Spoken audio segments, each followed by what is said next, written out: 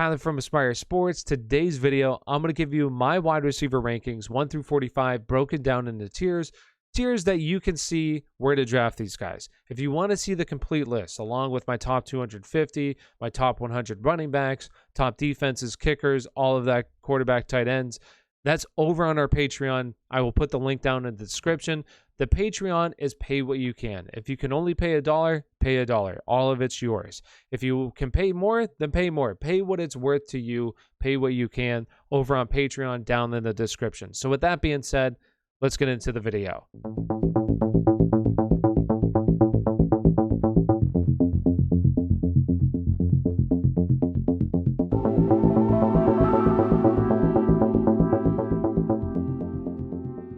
My first tier of wide receivers. First tier, I have it broken down into tier A and tier B. For tier A, we have Davante Adams, Tyreek Hill. Your first two wide receivers taken off the board in fantasy football. They should finish inside the top 5. Probably 1 and 2, right? So tier 1, I would personally go Davante Adams over Tyreek Hill. But if you want to go Tyreek Hill, it's very close. So first two wide receivers taken off the board. Tier B, we have Stephon Diggs, Calvin Ridley, DeAndre Hopkins. For this tier, why I have a tier 1 and tier 1A, tier 1B, is because these guys in tier 1B, I believe, can finish as wide receiver number 1. There's a possibility if those touchdowns are there. And I just see a much larger possibility compared to the other guys because they check out everything else. Target share, air yards for the teams. It's just, can they see the touchdowns that these other guys see? And if they can finish as wide receiver number 1. I would not be surprised by that. My second tier of wide receivers, we have Justin Jefferson, A.J. Brown, DK Metcalf. These are your young, up-and-coming superstars in the NFL. Justin Jefferson was lights out last year. I expect that to continue. A.J. Brown the same, DK Metcalf. The reason why I have it in this order, I want A.J. Brown and Justin Jefferson over DK because I talked a lot about this in my previous video, is DK just has Tyler Lockett there. Somebody that's really going to compete with him in targets. Yes, we have Julio and Adam Thielen, but they're older veterans. Julio Jones didn't play a full season last year. I don't think he's going to play a full season this upcoming season. And Adam Thielen, I mean, he's just not as good as Julio Jones is. He's still good, but Justin Jefferson, A.J. Brown are the true alphas, where DK Metcalf still has to compete with Tyler Lockett, who's also an alpha wide receiver. A lot of people might not think he's an alpha wide receiver, but believe me, he's an alpha wide receiver in his route running ability. The way he's able to get open in his routes, he's an alpha wide receiver. So DK Metcalf just has to compete with him. That's why he's 8th on the list, but still, this is the second tier, so draft the guys in the order that you want to draft, but it should be these 3 guys off the board next. The third tier of wide receivers I have opens up to a large group of guys and guys that I believe can finish as wide receiver number 1s this upcoming season. Now, not all of them are going to finish as a wide receiver number 1, but I do think that they all have really good shots to finish there. We have the 2 Rams wide receivers. With Matthew Stafford in this offense and Cam Akers getting hurt, they could rely on the pass a little bit more, and this has been a pretty solid passing team with Jared Goff, and you get a big upgrade in Matthew Stafford. You have a guy like Tyler Lockett. I've talked about him as a lot. Now you have somebody with Tyler Lockett that may not have the floor that these other guys have, may be a little bit more boom or bust, but can still finish inside the top 10, which he did last year. We have a guy like Amari Cooper. Yes, I did put Amari Cooper higher than CeeDee Lamb, but it's very close between these two guys. I like them a lot. Guys that should play on one of the most high-powered offenses in the NFL this upcoming season. A guy like Mike Evans, he might be a little bit more touchdown dependent, but he's the alpha wide receiver in this offense. Don't get that confused. Last year, weeks 8 through 16, before he got hurt in week 17, he was wide receiver number 4 in a points per game basis. He's the alpha in this offense. Don't get it confused. And then we have Chris Godwin coming in. I like Chris Godwin. You have DJ Moore. I do think that there's a lot of potential here with DJ Moore, but these are the guys in tier 3. The 4th tier of wide receivers for me. Tier number 4, we have some veterans mixed in with some high upside guys, high upside young guys. These are guys that can finish as back-end wide receiver number 1s. Is it likely? No, these are guys that I view as just your rock-solid wide receiver number 2s with wide receiver number 1 upside. So these are guys that are going to need everything to break right if they want to finish as a wide receiver number 1.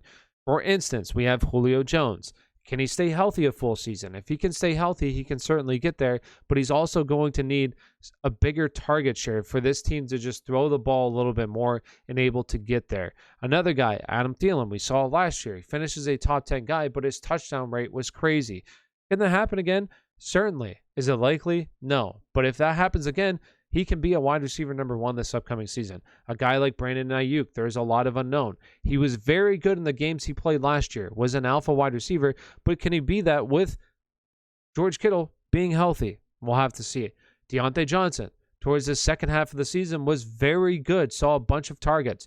Can he, A, keep catching the ball, and B, can this offense sustain 3 wide receivers, 3 very good wide receivers? We'll have to see. Odell Beckham, he was very good last year. How is he going to be with another significant lower body injury on a run-first team? Jamar Chase, amazing rookie season. Well, amazing last year in college. Is he going to translate that to an amazing rookie season? We'll have to see. Chase Claypool, another guy, Pittsburgh. Can they truly support 3 top 30 wide receivers? We'll have to see, but he has all the capability, is a freak athletically. He just has to be able to catch the ball, especially on his deep routes. He needs to catch those contested throws. T. Higgins was very good last year, but now you add a superstar, a young superstar in Jamar Chase. So can he be the same player he was last year? And how is Joe Burrow's health? Kenny Galladay, can he stay healthy? Also, is Daniel Jones going to be able to get it done? We'll have to see. Robbie Anderson, can him and Sam Darnold have that connection that they did in New York? And can it continue over into the Carolina and not be this check down guy that Robbie Anderson kind of was last year? His ADOT was not nearly as high as it used to be as it was in his time in New York. And then we get Jerry Jeudy. And I love Jerry Jeudy.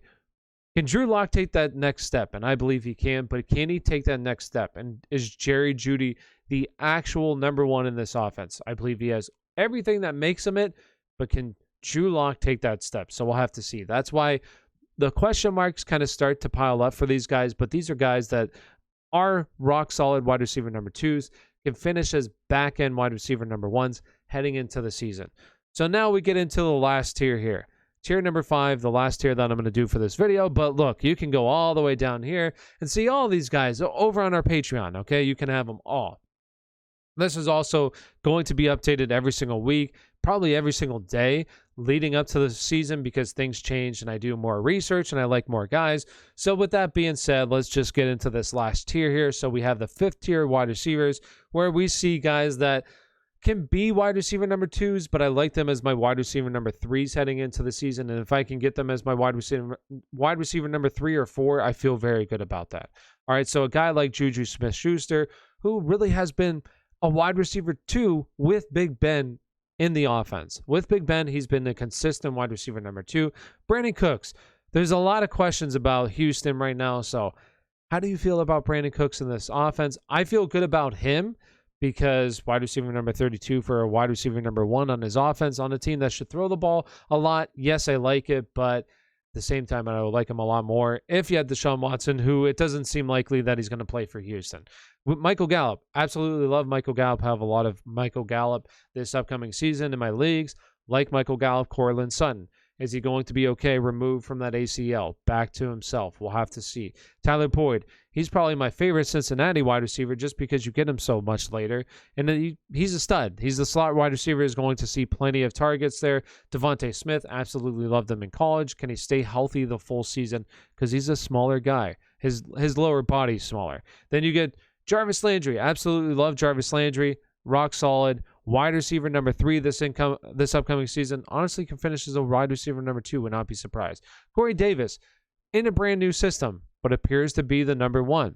I like him this upcoming season. Antonio Brown, another guy that everybody seems to love. AB, me personally, I'm not as high on AB as other people are. I still like him a little bit better than what his ADP is, but I'm not as high as other people are. I do think he's going to be fine. We have Curtis Samuel. What's this offense going to look with Ryan Fitzpatrick? Will Fuller, can he stay healthy? How much did the PEDs help him last year? How much did they help him? And if he can stay healthy, the sky's the limit for this dude. As we saw last year, but we also have Jalen Waddle. Is Jalen Waddle or Will Fuller actually going to be the deep target in this offense? And the biggest question, once again, can he stay healthy? Marvin Jones is a player that I absolutely love.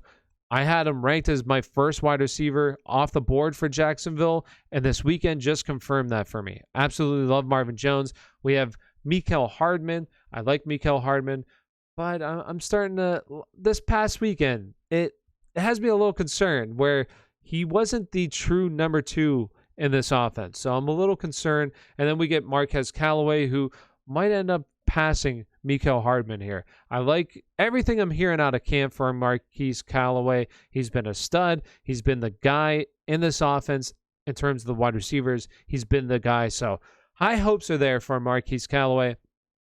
And then we have tier number 6, and I did say top 45. So I have Deebo Samuel, somebody that I'm much lower than the industry on, just because Deebo Samuel last year, his average depth of target was 2.2 yards. Okay, so he's just not seeing the ball down the field. He's more of a gadget guy. And me personally, I want a guy. I don't want gadget guys. I want your true alpha wide receivers, because it's much more consistent with these guys that don't have to rely on yak, right, yards after the catch. So I'd rather have these guys, and I believe that these guys, some of these guys can definitely be that for you. So me personally, I'd rather take these guys over Deebo Samuel. So with that being said, if you enjoy this content, make sure you hit that like and subscribe button. You can also find all this over on Patreon, which will be down in the description below. Make sure you check that out. It's pay what you can. Pay what you can. If it's 99 cents, go for it. Don't care, as long as you have it and you win your leagues. So with that being said, thank you for watching. Have a great day.